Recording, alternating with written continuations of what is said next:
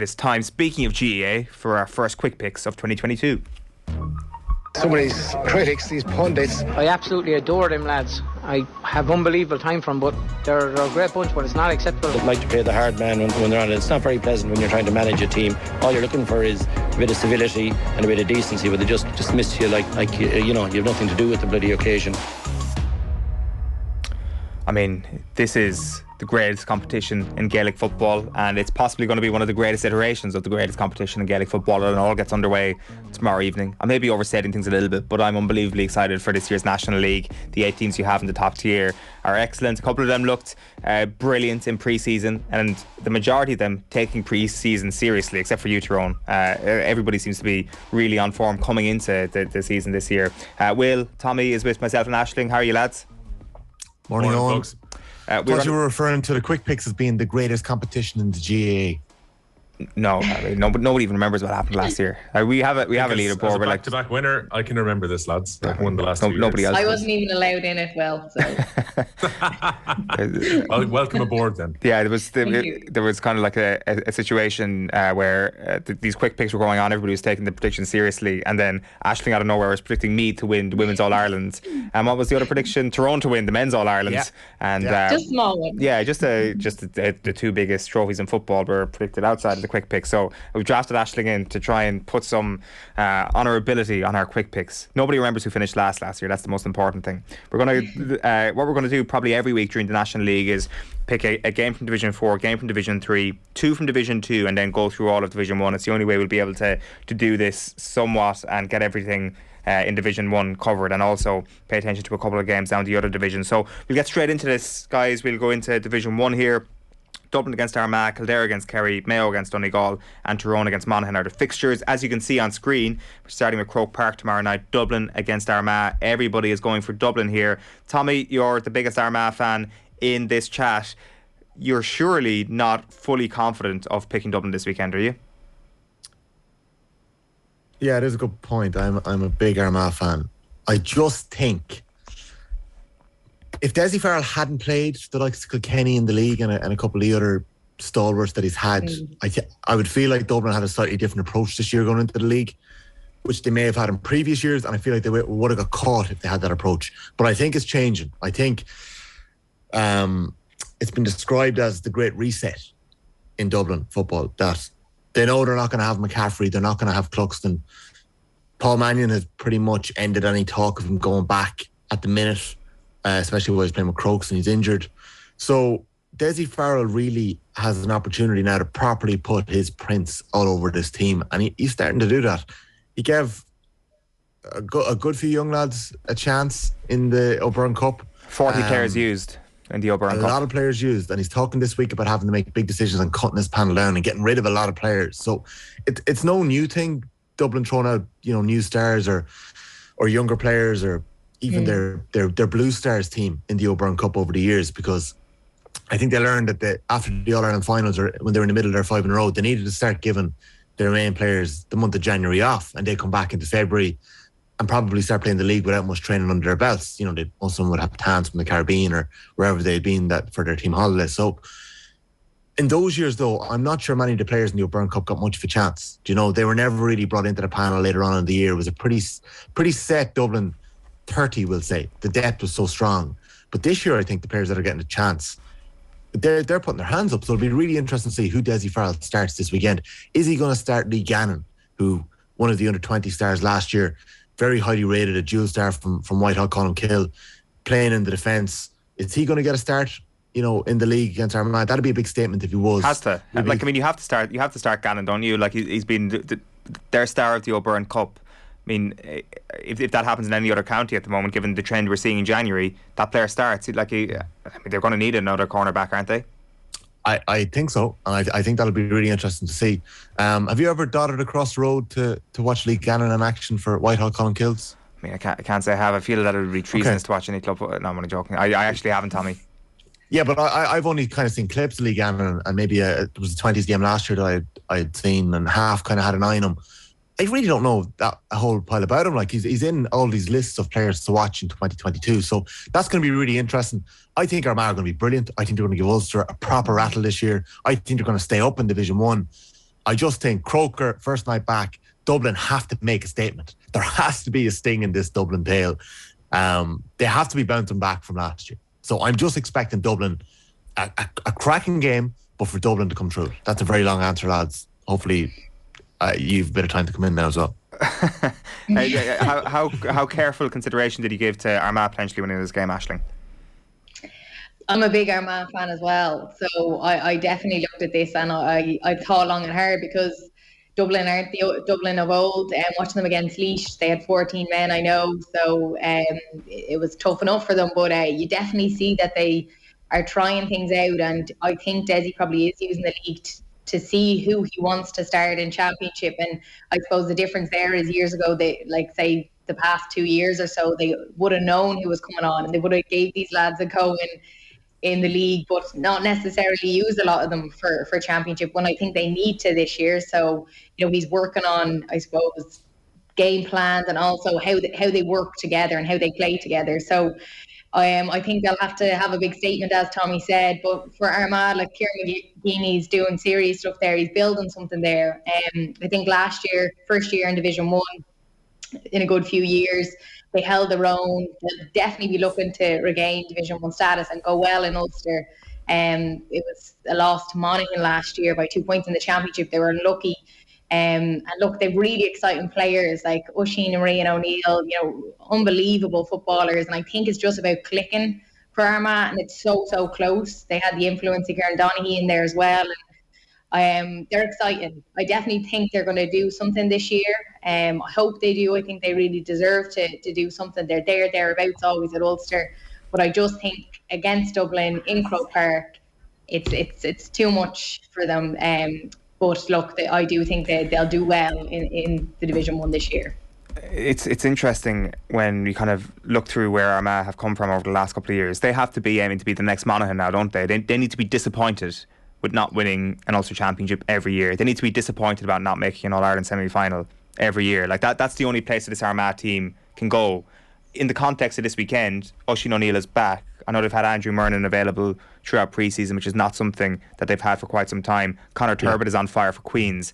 There are a lot of elements about this Armagh pre-season, if we forget everything of previous years, that look really encouraging coming into tomorrow night. The only reason I've gone for Dublin is because of the Croke Park factor. I completely subscribe to the argument about the sting in the tail, by the way. I just think that the sting in the tail is going to come later on in the year when the league properly heats up and when the summer gets going. I think Dublin have been unconvincing in pre-season, but they've needed to be unconvincing. Yeah. They've needed to try out all these players. So I'm actually quite worried about this prediction tomorrow night. But when it came down to it, I went for Dublin. Will, final word to you on this one? Yeah, I saw two out of the three of Dublin's games that they played in the O'Byrne Cup, and it was very much a case of slowly but surely introducing the more seasoned players as the campaign went on. Like they played reasonably well against Offaly when they got themselves into a tight enough position in the second half. They had enough to score the 2 goals to win. Then they kind of opened up a little bit against Louth, which ensured that they were going to get to the final. And then I watched their final against Laois last week, and after John Small was sent off, I thought Dublin did really well when they were down to 14 men against a Laois team who'd played well 3 times in the previous week. So I think they'll be happy enough with how they went in pre-season so far. It's very difficult, even if it is a Dublin team that might be slightly experimental or some of the new faces might come in, though I think the team is going to be a lot closer to the one that started the O'Byrne Cup game than what started at the outset of this campaign. I don't think you're back against Dublin at Croke Park, as good as Armagh have been. And could you imagine if Armagh did pull off a little bit of an upset, what that would do for their confidence about staying in Division 1 for the season? But I just think Dublin open with a win tomorrow night. Kick us off on Kildare, Kerry then, Will. Everybody's going for Kerry here. Yeah, it's kind of hard to argue against it from what we've seen from Kerry so far. I mean, they obviously took the McGrath Cup incredibly seriously, as we spoke about a few times on the show, and they opened up really well against Cork in the final of that competition. Look impressive so far. In saying that, I saw Kildare against Westmeath, and in that game particularly, Kildare were excellent. They won the short group effectively in the O'Byrne Cup because they just had to beat Westmeath and Carlow because it was the one team short. Lost in penalties against Laois in Stradbally a couple of weeks ago in the semi-final. That game was in Carlow. They lost that game on penalties, but played reasonably well against the Laois team, who actually went out entirely full strength and went to try and reach the final. So Kildare have been pretty good as my dog decides to sit on a squeegee toy. He disagrees. I was going to call Hank has woke up. He's obviously a Kildare supporter who thinks it's Newbridge or nowhere and they're going to take Kerry down at the weekend. But I had left him in his little bed and he was nice and quiet for the start of the quick picks. He obviously heard me speaking at some point about Dublin and jumped into the room. So hopefully he stays quiet with his doggy toy now in a minute. But yeah, I think it's hard enough to go against Kerry beating Kildare. It's a difficult start back to the top flight for the Lily Whites this weekend against the Kerry team, who've been pretty impressive with everything they've done so far. He just disagrees, flat out with what you just said there. Sincerely disagree.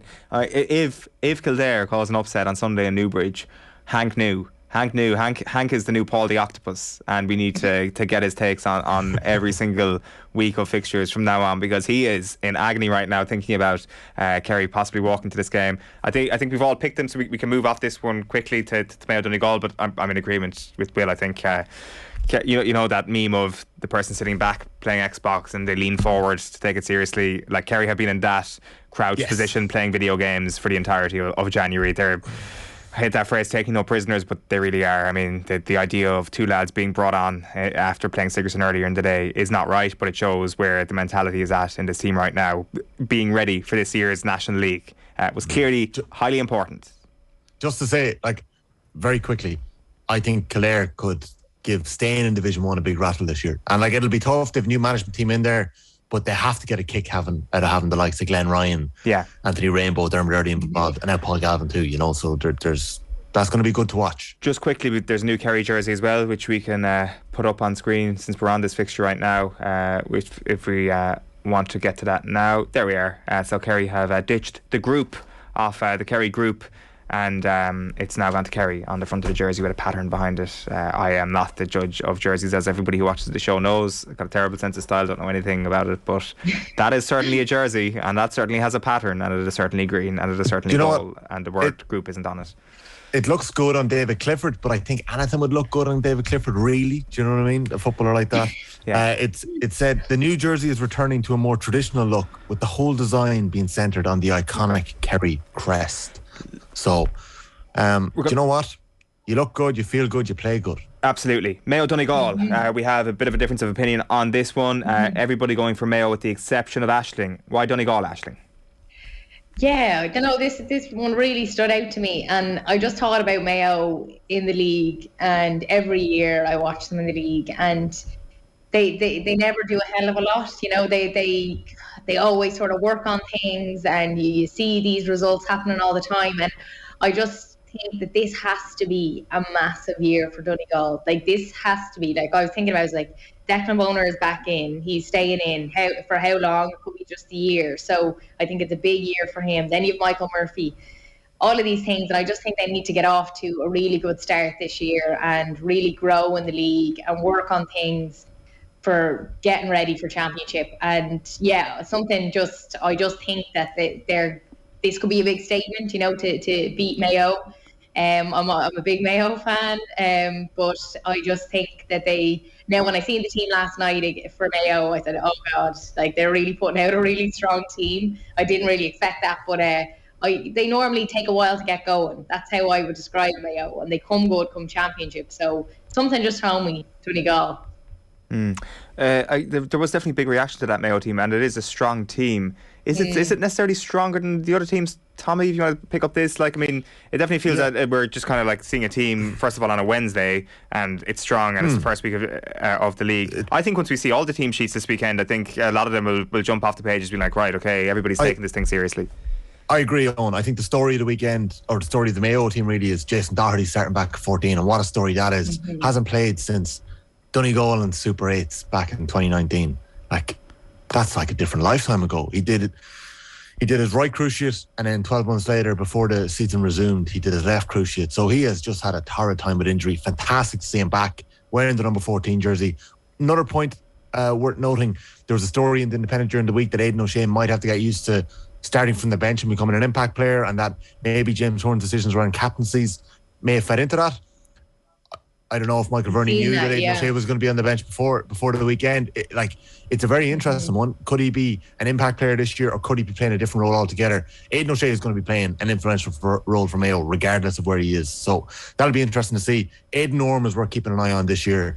Andy Warren picked him out last year as one of his players to watch on the Mayo bench before the Leitrim game. Didn't get a huge amount of game time. He was an under 20 star a couple of years ago. Was flying for Knockmore as well. So keep an eye on that one. And came on in the All-Ireland, didn't he? Yeah, he did. Yeah, he came on. He's quite light, but the lad has all the football in the world. Like, so I just think Mayo are going to do it, and I think it's a decent team. There's some interesting changes. I just think they're going to get by Donegal this weekend. In a prediction that's going to definitely not go wrong for us, everybody has picked Monaghan to beat Tyrone this weekend. Will O'Callaghan pick this up? Yeah, look, we've spoken about this a lot during the week. People are familiar with James Donoghue on the Football Pod predicting that the All-Ireland champions are going to be relegated and perhaps they won't be taking the league that seriously. I would disagree with him on that. I think there's so many strong teams in Division 1, so many Ulster teams in Division 1 as well. Tyrone are going to be going out to try and win every single week. I think they're a little bit kind of late to the party. Obviously, a lot's been made by the fact that they had their holiday. Then that performance against Cavan, people are thinking, are Tyrone going to be maybe a week or two behind some of the rest of the teams in their preparations for the league? We go back to an Ulster final last year that Monaghan will look back at the video and feel that they perhaps could have won. It went down to 1 point in Croke Park in the end. So these two teams are very difficult to separate at the best of times, whatever about the preparations they would have had going into the league.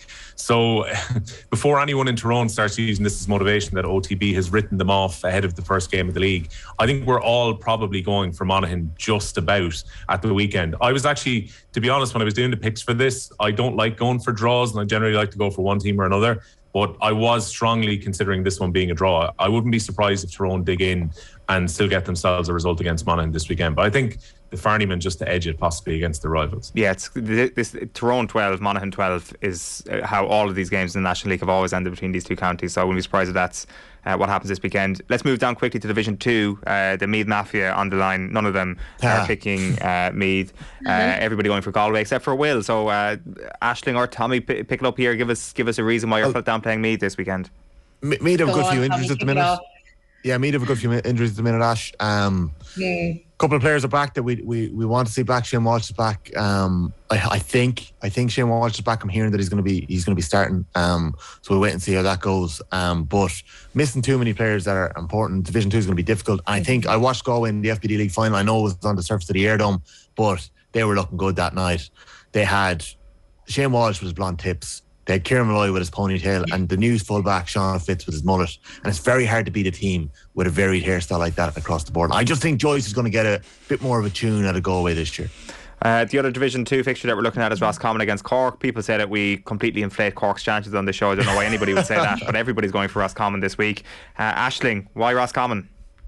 I love Roscommon. I really do. I think things can happen. You're the first person who's ever said that. I really enjoy watching them. Like, I went out to see them against Galway last year. Terrible game. It was championship. It was knockout. Wet day, mucky day. Wasn't the best of games. But Enda Smith's in the middle. Unbelievable footballer. I think he's so underrated. I don't think he's talked about enough. And I just really enjoy watching them. A lot of talent. And when it clicks for them, it really does go right. And they play some brilliant football. So I think they had some good performances last year in the league. As I said, unfortunately, championship was only the one game, didn't go too great for them. But I think they'll be really hoping to build and get out of this Division 2, get back to Division 1 and contest in Connacht this year. So, yeah, I always don't write Roscommon off. I enjoy watching them. Yeah, they're going to be in the promotion mix, no doubt there. Fermanagh against Antrim is the game we picked out in Division 3. Will, you've gone for Fermanagh, everybody else has gone for Antrim here. So you're Fermanagh are favourites for this game, Will, so that's a bit of a surprise. Why have you neglected the promise of Antrim for now? Yeah, I don't know. I guess it's one of those things that Antrim, obviously people are reckoning that they will just continue on from the form that they had last year, which saw them get promoted from Division 4. I have to watch a lot of Division 3 football because I primarily cover Laois, Offaly and Westmeath because the amount of times we used to play against Fermanagh away from home. Like, it's a cliche, but it's a really, really difficult place to go. And these teams have met a little bit in recent years where they've played each other, one on the way up, one on the way down. I think Fermanagh are a team who can actually push for promotion this year. And as much as Antrim will hope to get a boost on a really good 2021 campaign, I fancy Fermanagh at home just to beat them. I'd love to have had more team sheets ahead of this, folks, for this weekend. But I think John Fogarty pointed out on Twitter last night, despite a new rule coming in that you're meant to release your team 4 days before games take place, there are 3 team sheets, I think, which are out for this weekend so far before the start of the National Football League. So we're picking a little bit blindly. But I'm going to go for Fermanagh just to beat their Ulster rivals this weekend. Get the excuses in early, Will. Thank you for that. And finally, Leitrim against Cavan. Everybody going for Cavan in this one. James Donoghue comes in, takes Andy Moran's place, and the former presenter of Andy Moran just completely ditches him, just doesn't give him any backing whatsoever. It's pretty disgusting behaviour. So explain yourself, Tommy. Explain myself. I just think when we look at it in format, like, it's going to be so interesting to see what Andy does in Leitrim, and I think we're going to see some good stuff. Keep an eye on it, but there's too much of a difference here. Like, Cavan being in Division 4, it's ridiculous. Provincial champions 2020, they went down last year, and it's not like the 2021 was a fluke or anything like that. Cavan have been a good competitive team for 10 years. It feels like last year was more of a fluke. Last year was more of a breakaway from normality. So Cavan being down there, they're provincial champions 2020. Leitrim have a really tough start. They've Cavan, then they've Tip. They only had one game in January, one competitive game in the FBD League. They had, racked up a good score against Sligo, but they fell short. New management team. They didn't win a single game across, I think, any grade in 2021. So it's hard to back Leitrim this weekend. Yeah. But keep an eye on it. There's going to be good stuff. And I'll just say, I have Andy Moran as my manager on our fantasy Gaelic football team. We've got a league for the fantasy for the football pod. So if anyone wants to join that, you can. But Andy Moran is my manager in that. So is that Tommy Rooney saying that Leitrim are getting out of Division 4 if you've picked him then? No, not at all. Not at all. Right. Why'd you pick him? You can make your changes as they go. I just think there could be something happening. Keep an eye on him. He just looks well on the sideline, Tommy. That's why you picked him on your fantasy team. Good stuff, guys. That is this week's Quick Picks.